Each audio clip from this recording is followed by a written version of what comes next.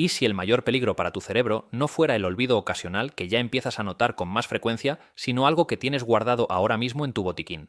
Esa pastilla para la acidez que tomas cada mañana como parte de tu rutina sin pensarlo dos veces. Ese antihistamínico que usas cada primavera para la alergia convencido de que es completamente inofensivo porque se vende sin receta. Esa ayudita para dormir que llevas tomando meses o incluso años creyendo que no tiene ninguna consecuencia seria porque es solo una pastilla de venta libre. Podría estar acelerando tu camino hacia la demencia de manera silenciosa, lenta y completamente invisible hasta que el daño ya es muy difícil de revertir. Sé que esto suena alarmante. Sé que puede resultar difícil de creer, especialmente cuando esos medicamentos te los recetó un médico de confianza o cuando los llevas tomando durante años sin haber notado ningún problema evidente. Pero la evidencia científica que se ha acumulado en la última década sobre este tema es demasiado sólida, demasiado consistente y demasiado importante como para ignorarla o para suavizarla hasta el punto de que pierda su impacto real sobre las decisiones que tomamos cada día sobre nuestra salud. Soy el doctor Leandro Mirabal y llevo más de 15 años acompañando a pacientes en consulta. Y puedo decirte con total honestidad que este es uno de los temas que más me preocupa porque afecta a una cantidad enorme de personas que están tomando decisiones sobre su salud sin tener acceso a información completa sobre los riesgos que corren a largo plazo. He visto en consulta a cientos de pacientes que llegaron asustados con una queja que todos describen de manera muy similar. Mi memoria me está fallando. No encuentro las palabras cuando hablo. Siento una niebla mental que antes no tenía y pensaba que era simplemente cosa de la edad. Y detrás de muchos de esos casos, cuando revisamos juntos su historial completo de medicamentos, encontramos algo que cambia completamente el panorama. No siempre estamos ante una enfermedad neurodegenerativa inevitable. En muchos casos, hay medicamentos de uso completamente común que están contribuyendo de manera muy significativa a ese deterioro cognitivo que nadie había relacionado con la pastilla. Hoy vamos a hablar de las 5 pastillas o grupos de medicamentos que la ciencia ha relacionado con un mayor riesgo de deterioro cognitivo y de demencia, incluyendo la enfermedad de Alzheimer. Te voy a explicar exactamente cómo daña el cerebro cada uno de ellos, cuáles son los nombres específicos que necesitas conocer para identificarlos en tu propio botiquín y, lo más importante, qué puedes hacer de manera concreta y completamente segura para proteger tu cerebro sin abandonar ningún tratamiento de manera irresponsable ni sin supervisión médica. Antes de continuar, te pido algo muy concreto. Si este contenido te parece valioso desde estos primeros minutos, dale like a este video ahora mismo y suscríbete al canal Dr. Leandro Mirabal. Cada semana traigo información como esta que puede marcar una diferencia real en tu salud cerebral y en la salud de las personas que más quieres. Activa también la campanita para que no te pierdas ningún video, porque la información que compartimos aquí puede ser la diferencia entre detectar un problema a tiempo o ignorarlo hasta que sea mucho más difícil de abordar. Antes de entrar en las 5 pastillas específicas, necesito que entiendas el contexto que explica por qué este problema se vuelve especialmente crítico y especialmente urgente después de los 60 años. Porque sin entender este contexto, los riesgos que te voy a describir no van a tener el mismo peso ni la misma relevancia personal que merecen. Lo primero que ocurre después de los 60 es algo que los médicos llamamos polifarmacia. Es una palabra técnica para una realidad muy concreta y muy común. Tomar varios medicamentos al mismo tiempo de manera simultánea y crónica. Una pastilla para la presión arterial, otra para el colesterol, quizás una para la diabetes, un analgésico para el dolor articular que aparece con los años, un protector gástrico, una ayuda para dormir, un antihistamínico para la alergia de temporada. De repente, tu cuerpo está gestionando simultáneamente 5, 6 o incluso más sustancias farmacológicas activas que interactúan entre sí de maneras que ni el médico más experimentado puede predecir completamente, porque las posibles interacciones entre tantos medicamentos combinados superan lo que ningún estudio clínico puede cubrir en su totalidad. Y el órgano más sensible a esas interacciones, el que más sufre las consecuencias de esa orquesta farmacológica sin director, es invariablemente el cerebro. Lo segundo es el cambio metabólico que viene con la edad. El hígado y los riñones, que son los grandes órganos de procesamiento y eliminación de medicamentos, trabajan con una eficiencia progresivamente menor después de los 60 años. Una dosis de medicamento que era completamente segura y bien tolerada a los 50 puede acumularse en el organismo a los 70 y alcanzar concentraciones que generan efectos secundarios que nunca se produjeron en los primeros años de uso. Por eso, muchos médicos especializados en geriatría insisten de manera enfática en revisar periódicamente la medicación de sus pacientes mayores, porque lo que fue apropiado y seguro en un momento de la vida puede dejar de serlo con el paso de los años de una manera que no siempre es obvia ni evidente. Lo tercero, y esto es absolutamente fundamental para entender los 5 medicamentos que vamos a ver hoy, es el concepto de carga anticolinérgica acumulativa. La acetilcolina es el neurotransmisor más importante para la memoria, el aprendizaje y la capacidad de concentración.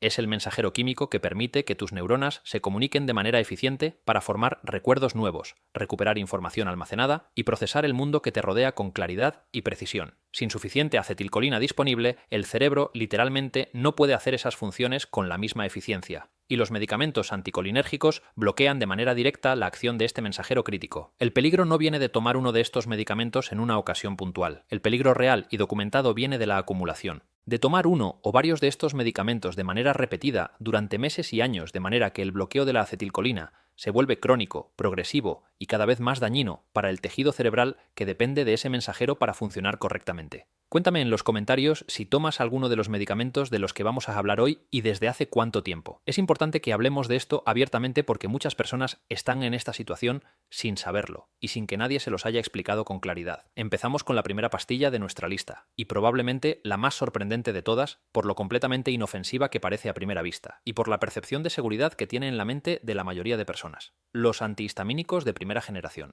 Estoy hablando de medicamentos que se venden sin ninguna receta médica en cualquier farmacia del mundo hispanohablante. Sus ingredientes activos más comunes son la difenhidramina y la clorfeniramina, que están presentes en la inmensa mayoría de los medicamentos para la alergia, el resfriado y la congestión nasal que se venden libremente. Pero hay algo que muy pocas personas conocen sobre estos antihistamínicos de primera generación y que cambia completamente la manera de verlos. Ese efecto de somnolencia que producen como efecto secundario no es un detalle menor e irrelevante. Es la señal más clara y más directa de que el medicamento está bloqueando activamente la acetilcolina en el cerebro. La somnolencia es la consecuencia visible del bloqueo del neurotransmisor más importante para la memoria, y el mismo ingrediente activo, la difenhidramina, se vende además directamente como somnífero de venta libre, bajo diferentes nombres comerciales pensados específicamente para ese uso. Millones de personas la toman noche tras noche, pensando que es una ayuda completamente inocua para conciliar el sueño, sin saber que están bloqueando repetidamente el mensajero químico más crítico para la salud de su memoria. Tengo un paciente al que voy a llamar Don Carlos. Tiene 72 años. Es un hombre activo e inteligente que llegó a mi consulta hace aproximadamente un año acompañado de su esposa, que estaba muy preocupada. Estaba más olvidadizo de lo habitual para su edad. A veces se confundía en medio de conversaciones. No recordaba cosas que habían pasado apenas el día anterior. Su esposa me dijo con mucha angustia que ya no era el mismo que había sido toda su vida. Cuando revisamos su historial completo de medicamentos, encontramos que llevaba casi 5 años tomando una pastilla de difenhidramina cada noche para dormir. Él estaba completamente convencido de que era inofensiva. Era una pastilla para la alergia que se vendía libremente. No era un somnífero de los fuertes. Esa era su lógica completamente razonable, y es la lógica de decenas de millones de personas en todo el mundo que hacen exactamente lo mismo. Lo que don Carlos no sabía era que la difenhidramina es uno de los agentes anticolinérgicos más potentes que existen en medicamentos de venta libre. Cada noche durante 5 años había estado bloqueando la acetilcolina en su cerebro precisamente durante el periodo que se supone debe ser el más reparador y restaurador para el sistema nervioso. Cada noche de sueño se convertía en una noche de bloqueo del mensajero más importante para su memoria. Algunos estudios sugieren que el uso regular y crónico de antihistamínicos de primera generación podría asociarse con un mayor riesgo de deterioro cognitivo y demencia. Un estudio que siguió a más de 3.000 personas mayores durante varios años encontró que quienes tomaban estos medicamentos de manera regular tenían un riesgo considerablemente mayor de desarrollar demencia comparado con quienes no los tomaban. Y lo más alarmante era que el riesgo aumentaba de manera proporcional con la dosis y con la duración del uso. Más tiempo, más riesgo. Más dosis, más riesgo. Si este video te está siendo útil e importante, te pido que lo compartas ahora mismo con alguien que conozcas que tome estos medicamentos porque puede ser la información que esa persona necesitaba para tener una conversación diferente con su médico. La segunda pastilla en nuestra lista es uno de los grupos farmacológicos más prescritos en todo el mundo, especialmente en personas mayores de 60 años que sufren de ansiedad crónica e insomnio persistente. Las benzodiazepinas. Sus nombres son conocidos por casi todo el mundo. El diazepam, que muchos conocen popularmente como Valium, el lorazepam, el alprazolam, el clonazepam. Estos medicamentos funcionan potenciando un neurotransmisor llamado GABA, que actúa como el pedal de freno del cerebro, reduciendo la actividad neuronal de manera generalizada y produciendo esa sensación de calma, relajación y somnolencia que los hace tan efectivos en el corto plazo. En una crisis aguda de ansiedad severa o en un episodio de insomnio que está afectando gravemente la calidad de vida, pueden ser herramientas útiles cuando se usan de manera puntual durante periodos muy cortos y con supervisión médica cercana. El problema que veo con una frecuencia verdaderamente alarmante en mi consulta es que ese uso puntual de corto plazo se convierte de manera muy gradual en un uso crónico que dura meses y luego años, sin que nadie lo cuestione ni lo revise. Y esto ocurre por una razón biológica muy específica, que hace que estas pastillas sean especialmente difíciles de dejar. El alivio que producen es inmediato, poderoso y predecible. La ansiedad desaparece, el sueño llega, y ese alivio rápido y confiable crea un refuerzo psicológico y fisiológico muy poderoso. Mientras tanto, el cerebro se va adaptando a la presencia constante del medicamento, reduciendo su propia producción natural de neurotransmisores inhibitorios. Y cuando intentas dejar el medicamento, el cerebro está en un estado de hiperactividad que genera más ansiedad y peor insomnio que los que tenías al inicio, creando un círculo del que es extremadamente difícil salir sin una supervisión médica cuidadosa y un plan de reducción muy gradual. Tengo una paciente a la que voy a llamar Doña Rosa. Tiene 68 años y llegó a mi consulta después de haber perdido a su esposo 2 años antes. Desarrolló una ansiedad muy intensa que le impedía dormir y le dificultaba enormemente llevar una vida normal. Le habían recetado lorazepam y al principio fue una ayuda real y necesaria que le permitió atravesar los primeros meses del duelo. Pero pasaron los meses y luego los años, y la pastilla que iba a ser temporal se volvió absolutamente indispensable. Cuando su hija la trajo a verme, estaba preocupada porque su madre estaba muy ausente, muy distante. Olvidaba conversaciones que habían tenido el día anterior. Se perdía en medio de las frases. Vivía en una especie de niebla mental constante que ya duraba 2 años y que la familia atribuía al duelo por la pérdida de su esposo, cuando en realidad era el resultado del uso prolongado del medicamento sobre su cerebro. Algunos estudios sugieren que el uso prolongado de benzodiazepinas podría asociarse con cambios en el funcionamiento de áreas cerebrales importantes para la memoria y con un mayor riesgo de demencia. Un estudio publicado en una revista médica de referencia encontró que el uso de benzodiazepinas durante más de 3 meses se asociaba con un aumento significativo en el riesgo de desarrollar enfermedad de Alzheimer. Y lo que hace estos hallazgos especialmente preocupantes es que algunos investigadores han propuesto que el efecto podría ir más allá del simple bloqueo temporal de la actividad neuronal e implicar cambios estructurales reales y duraderos en el tejido cerebral con el uso crónico prolongado. Si tomas benzodiazepinas de manera habitual, especialmente si llevas más de unas pocas semanas tomándolas, es una conversación urgente que necesitas tener con tu médico esta semana. No para dejar el medicamento de golpe porque eso puede ser peligroso y en algunos casos puede provocar síntomas de abstinencia severos, incluyendo convulsiones, sino para diseñar juntos un plan de reducción gradual supervisada y para explorar alternativas más seguras y sostenibles para tu situación específica. La tercera pastilla de nuestra lista es posiblemente la más sorprendente de todas porque tiene la reputación exactamente opuesta al peligro que representa. Se les llama protectores gástricos. Y esa etiqueta de protector les ha dado durante décadas un aura de completa seguridad que ha llevado a millones de personas a tomarlos de manera indefinida sin ninguna preocupación ni ningún cuestionamiento.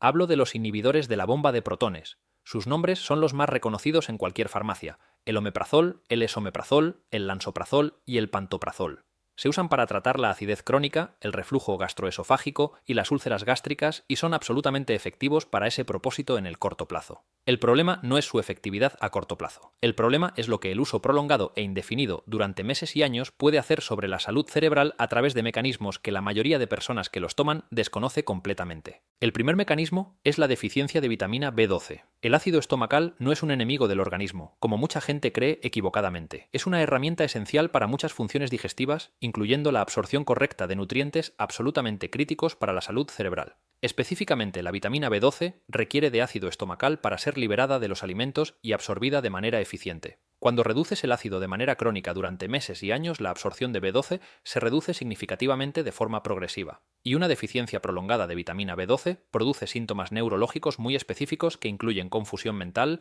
problemas de memoria, dificultad para concentrarse y deterioro cognitivo progresivo, que en muchos casos se diagnostica erróneamente como el inicio de una demencia, cuando en realidad es una deficiencia nutricional completamente corregible si se detecta a tiempo. Tengo un paciente al que voy a llamar Don Jorge. Tiene 75 años y llegó a mi consulta acompañado de su hija, que estaba muy preocupada por los cambios que había observado en su padre durante los últimos 2 años.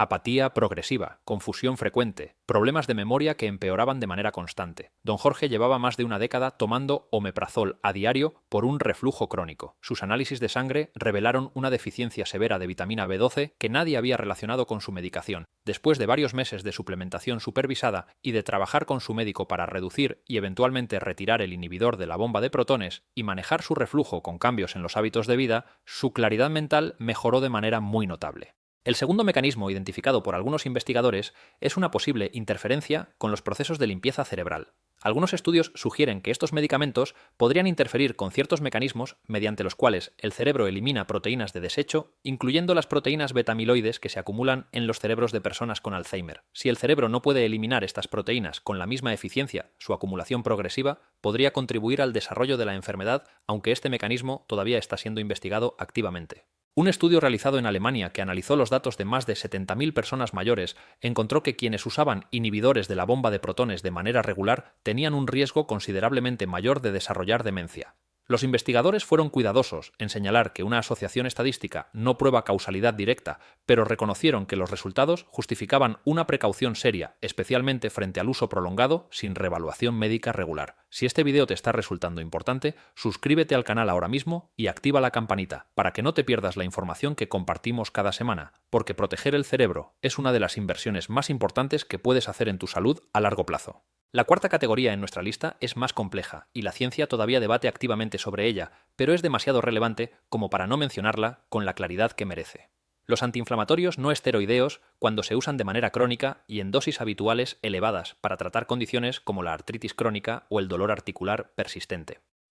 Hablo de medicamentos como el ibuprofeno y el diclofenaco. Necesito ser absolutamente claro en este punto porque es muy importante no generar alarma innecesaria. Tomar un antiinflamatorio de manera puntual para un dolor específico y ocasional no representa el riesgo que voy a describir. El peligro potencial que la evidencia científica ha comenzado a identificar está en el uso diario y crónico durante meses y años para tratar condiciones que producen dolor persistente. La relación entre los antiinflamatorios no esteroideos y el cerebro es compleja y paradójica. Por un lado, combaten la inflamación, y la inflamación crónica sistémica es en sí misma uno de los factores que algunos investigadores asocian con el deterioro cognitivo acelerado. Eso podría sugerir un posible efecto protector. Pero por otro lado, el uso crónico puede afectar progresivamente la función renal, reduciendo la capacidad del organismo para filtrar toxinas y mantener el flujo sanguíneo adecuado. Y un flujo sanguíneo reducido al cerebro puede acelerar el envejecimiento del tejido cerebral de maneras que todavía se están investigando. La evidencia sobre los antiinflamatorios no esteroideos y la demencia es menos consistente que en los casos anteriores, y los estudios han dado resultados variados. Pero la realidad práctica que veo en consulta es que muchas personas los usan de manera completamente crónica simplemente porque el alivio del dolor que producen es inmediato y poderoso y porque se pueden obtener sin receta. Y ese uso crónico merece ser revisado con el médico, especialmente después de los 60 años, cuando el organismo procesa los medicamentos de manera diferente. Y llegamos a la quinta pastilla de nuestra lista, que no es la más peligrosa por sí sola, sino la más peligrosa por su papel como cómplice que puede llevar una situación ya de por sí arriesgada hasta el límite. Los descongestionantes nasales que contienen pseudoefedrina o fenilefrina, presentes en muchos de los remedios para el resfriado y la congestión nasal que se venden libremente en cualquier farmacia. Estos descongestionantes tienen un efecto anticolinérgico que, aunque no es el más potente de la lista, se suma de manera completamente acumulativa a la carga total de bloqueo de acetilcolina que el cerebro está experimentando si ya se están tomando otros medicamentos con ese mismo efecto. El problema crítico no es tomar un descongestionante durante 3 o 4 días para un resfriado agudo. Ese uso puntual no representa el riesgo que estamos describiendo. El problema real y concreto surge cuando una persona ya está tomando uno o más medicamentos con efecto anticolinérgico de manera crónica y le añade encima un descongestionante durante varias semanas seguidas por una alergia persistente o una sinusitis recurrente. En personas mayores cuyo cerebro es más vulnerable al bloqueo de acetilcolina y cuyos mecanismos de compensación son menos eficientes, esa carga acumulativa adicional puede ser la diferencia entre un estado cognitivo funcional y un episodio de confusión o niebla mental que alarma a la familia y que puede confundirse con el inicio de una demencia cuando en realidad es el resultado directo de una acumulación farmacológica completamente evitable con la información correcta. Para personas que sufren de alergias crónicas o sinusitis recurrente, ese uso supuestamente temporal puede extenderse durante semanas y meses al año, convirtiéndose en una exposición acumulativa con consecuencias reales sobre el cerebro. Ahora llegamos a la parte más importante de todo este video: el plan de acción concreto y responsable que puedes empezar a implementar desde esta misma semana para proteger tu cerebro. Lo primero y lo más importante es una advertencia que necesito que escuches con absoluta claridad.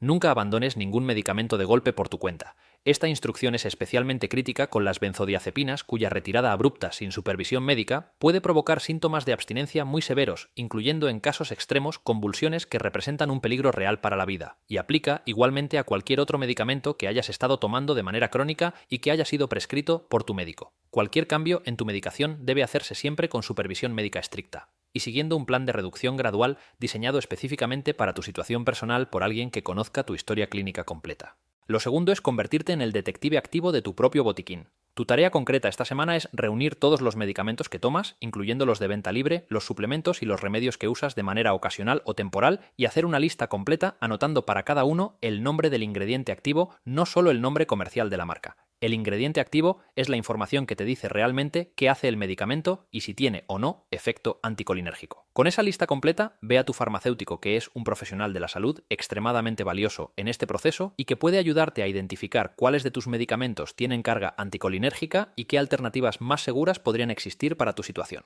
Lo tercero es pedir una cita específica con tu médico, con el objetivo único y concreto de revisar tu medicación desde la perspectiva de tu salud cerebral a largo plazo. Lleva tu lista completa y dile directamente que te preocupa el impacto de tus medicamentos en tu memoria y en tu salud cognitiva. Pregúntale por cada medicamento potencialmente problemático si sigue siendo necesario en tu caso específico, si existe una alternativa más segura con menor impacto cognitivo y si hay opciones no farmacológicas que podrían funcionar igual de bien para tu situación.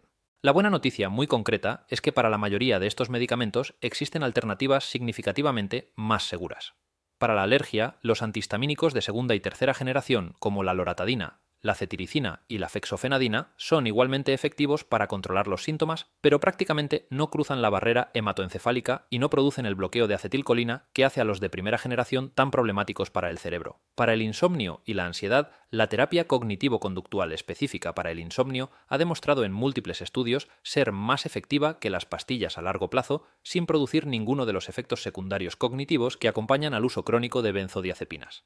Para la acidez y el reflujo, muchas veces los cambios en los hábitos alimentarios, en los horarios de comida, en la posición al dormir y en el peso corporal pueden reducir significativamente los síntomas sin necesidad de medicación crónica. Y para el dolor crónico, la fisioterapia, el ejercicio suave adaptado y el trabajo con un especialista en dolor pueden ofrecer alternativas que reducen la necesidad de antiinflamatorios de uso habitual. Comparte este video ahora mismo con alguien mayor de 60 años que conozcas, especialmente con alguien que tome varios medicamentos de manera habitual, porque esta información puede ser exactamente lo que esa persona necesitaba para iniciar una conversación diferente con su médico y para proteger su cerebro de manera proactiva antes de que el daño sea difícil de revertir.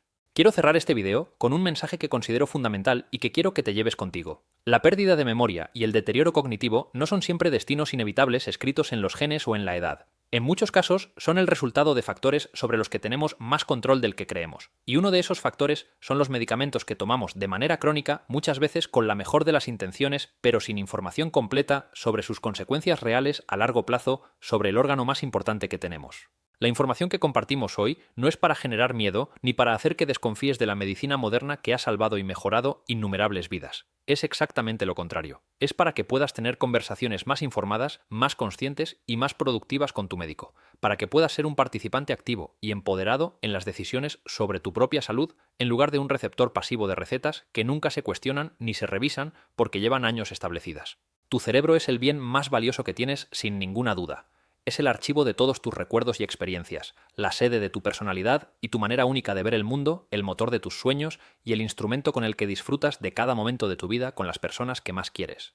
Protegerlo con la información correcta y con decisiones médicas conscientes y revisadas regularmente no es una preocupación exagerada. Es una responsabilidad que merece toda la atención y toda la prioridad que puedas darle. Recuerda siempre que este video es únicamente para fines informativos y educativos. Toda la información compartida hoy no reemplaza la consulta con tu médico personal ni debe usarse para modificar ningún tratamiento sin supervisión médica adecuada. Tu médico conoce tu historia clínica completa y es quien puede orientarte de la mejor manera posible para tu caso específico y personalizado. Suscríbete al canal Dr. Leandro Mirabal y activa la campanita para que no te pierdas ningún consejo de salud cada semana. Comparte este video con alguien que quieras porque proteger el cerebro de las personas que amamos es uno de los actos de cuidado más importantes y más concretos que podemos hacer hoy mismo. Nos vemos en el próximo video.